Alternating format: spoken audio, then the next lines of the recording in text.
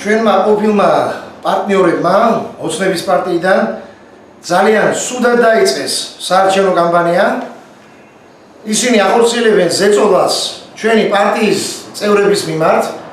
დღეს საკრებულოს 2 წევრზე განხორციელდა ზეწოლა და მათ უკვე ქართული ოცნების ლიდერებმა, ადგილობრივმა ლიდერებმა დაშალეს ფაქტიურად ძალის გამოყენებით ფრაქცია რესპუბლიკელები.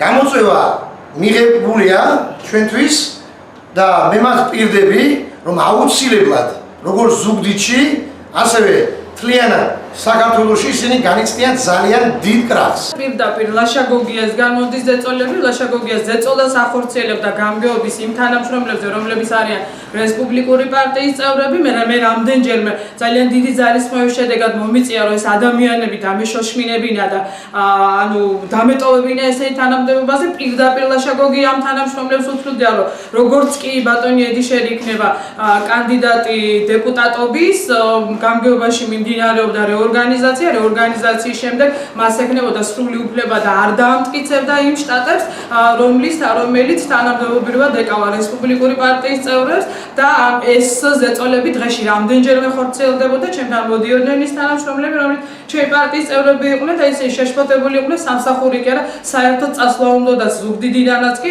დღეში რამდენჯერმე ხორციელდებოდა ეს და ეს იყო პირდაპირ ლაშაგოგიას მითითებით და ლაშაგოგიას დავალებით. დღეში რამდენჯერმე ჩაყავდათ ერთი თანამშრომელი, რომელსაც უკვე დატოვა. სწორედ ეს არის ჩემთვის.